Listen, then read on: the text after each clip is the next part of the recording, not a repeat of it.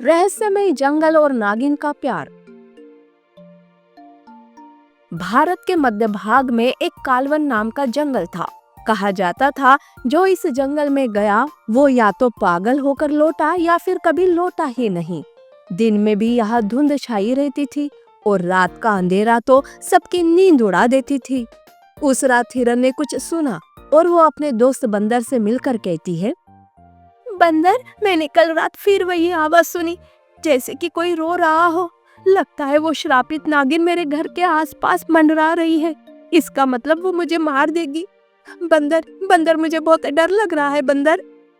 अरे हिरन, तुम्हें कोई वहम हुआ होगा, खामखा डरती रहती हो तुम। नहीं, ये आवाज कोई आम आवाज नहीं है, ये उसी श्रापित नागिन की आवाज होगी। हम इसे अनदेखा नहीं कर सकते। वो बातें कर रहे थे कि तभी जंगल का राजा शेर वहां आता है और वो आगे आकर कहता है, शांत रहो तुम सब, जब तक मैं हूँ इस जंगल में कोई अनहोनी नहीं होगी। लेकिन शेर महाराज, इसके पहले भी उस श्रापित नागिन ने जानवरों पर हमला करके उन्हें मार दिया है, तब तो आपने कुछ नहीं किया। हाँ, पर अब मैं उस श्रापित नागिन के बारे में जान गया हूँ।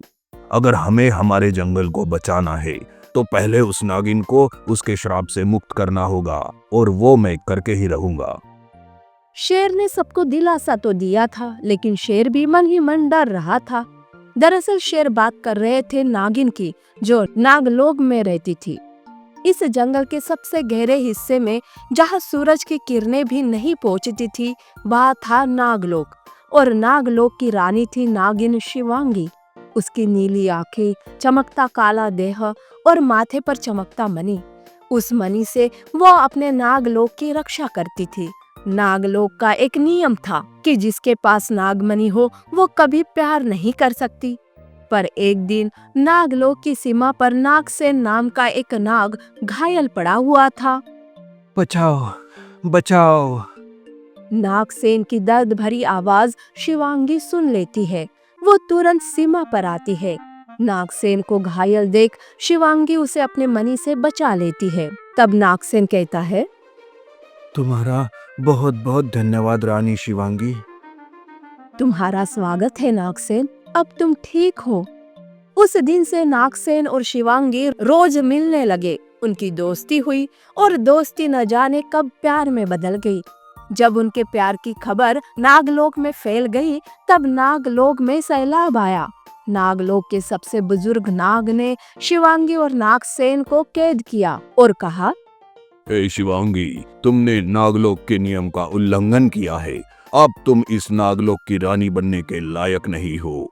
अपने प्यार को अपनाओ या फिर इस नागमणि का त्याग कर दो। नहीं, ना ही मैं नागमणि को छोड़ूंगी और ना ही मैं अपने प्यार को। मैंने प्यार किया है, कोई गुनाह नहीं। मुझे आपकी ये शर्तें और ये नियम बिल्कुल भी मंजूर नहीं। उस नाग को बहुत क्रोध आता है। वो अपने क्रोध से नागसेन को भस्म कर देता है। शिवांगी नागसेन को जलता हुआ देखकर रोने लगती है। तब शिवांगी खुद को बचाने के लिए नागमणि की मदद से वहाँ से भाग जाती है। तब वो नाग शिवांगी को श्राप देने लगता है। शिवांगी, मैं तुम्हें श्राप देता हूँ कि तुम कभी खुश नहीं रहोगी और सारे तुमसे डरेंगे। तुम जंगल की बर्बादी का कारण बन जाओगी। तुम पूरी जिंदगी किसी से दोस्ती या प्यार नहीं कर पाओगी, और अगर करोगी तो जंगल में तबाही आ जाएगी।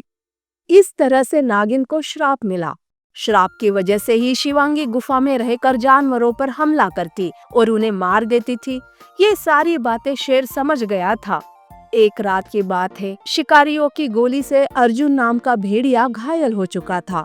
अर्जुन शिवांगी के गुफा के पास आकर गिर पड़ा। पानी, कोई है? नागिन ने अर्जुन को देखा। पहली बार उसे किसी जानवर पर दया आई और उसने अपनी नागमणि की मदद से अर्जुन की जान बचा ली। दूसरे दिन जब अर्जुन होश में आया तो उसने नागिन से कहा, हे नागिन, तुमने मेरी जान बचाई। तुम्हारा बहुत बहुत धन्यवाद। क्या हम दोनों दोस्त बन सकते हैं? सब डरते हैं मुझसे। क्या तुम मुझे नहीं जानते? मैं एक श्रापित नागिन हूँ जो किसी के दोस्त बनने के लायक नहीं हूँ। क्या तुम्हें मुझसे डर नहीं लग रहा?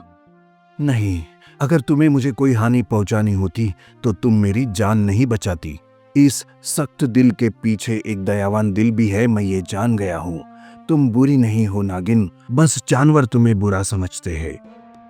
अगर मैंने तुमसे दोस्ती की या किसी से प्यार भी किया तो पूरा जंगल जल जाएगा, इसीलिए मैं सबसे दूर रहती हूँ। मुझे बहुत बुरा लगता है जब मेरे हाथों से किसी मासूम जानवर की मौत होती है, पर मैं कर भी क्या सकती हूँ, मैं श्राप से बंधी हुई हूँ। नागिन और अर्जुन बातें कर रहे थे तो उधर जंगल में अजीब घटनाएं बढ़ने लगी। पेड़ सूखने लगे, नदी का पानी काला हो गया। तब उल्लू, जो परम ज्ञानी थे, वो शेर महाराज के पास आकर कहते हैं, महाराज, नागिन का श्राप जाग गया है। नागिन का प्यार जंगल का विनाश बन सकता है महाराज। अगर ऐसा है तो उस नागिन को ढूंढकर उसे मारना होगा। शेर अपने जंगल को बचाना चाहता था, इसलिए वो नागिन को ढूंढने लगता है। उसका पता लगते ही शेर गुफा के पास पहुंचा और गुस्से से चिल्लाने लगा, हे नागिन, सुनो, तुम गुफा के बाहर आ जाओ। तुम्हारी वजह से मेरा जंगल खतरे में आ गया है। आज मैं तुम्हें जान से मार डालूंगा। तब नागिन अर्जुन से कहती है, अर्जुन, तुम्हें यहाँ से जाना होगा, चले जाओ यहाँ से। नहीं, अगर जंगल तुम्हें मारना चाहता है तो उन्हें पहले मुझे मारना होगा। तुम मेरी दोस्त हो, कल तुमने मेरी जान बचाई, आज मैं तुम्हारी जान बचाऊंगा। नागिन की आंखों से पहली बार आंसू गिरे। गुफा के सामने सारे जानवर इकट्ठा हुए। शेर, भालू, हाथी, सारे जानवर तैयार थे। अर्जुन और नागिन गुफा के बाहर आते हैं। नागिन को देखते ही शेर उस पर हमला करने जाता है, पर अर्जुन उसे रोकता है।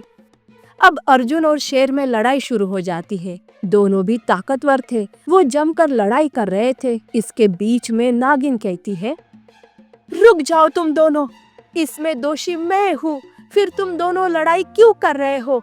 अर्जुन, मैं तुम्हारी दोस्ती ठुकरा रही हूँ। शेर, तुम वापस चले जाओ। लेकिन नागिन के मन में जो प्यार और दोस्ती थी वो कैसे खत्म हो जाती? जंगल अभी भी खतरे में था। शेर समझ गया कि श्रापित नागिन बदल रही है। तब वो कहता है, सुन नागिन, दोस्ती या प्यार बुरा नहीं होता। अगर तुम्हें दोस्ती चाहिए तो तुम्हें साधारण बनना होगा। तुम्हें तुम्हारा ये नागमणि छोड़ना होगा।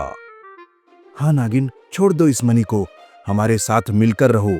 श्राप से मुक्त हो जाओ नागिन, इसी में तुम्हारी और हम सबकी भलाई है। जिद छोड़ दो। उस दिन अर्जुन के खातिर नागिन ने शेर की बात मान ली। नागिन नागलोक की सीमा पर आई। नागिन ने अपना मणि धरती पर रख दिया। तब एक तेज रोशनी हुई, श्राप टूट गया।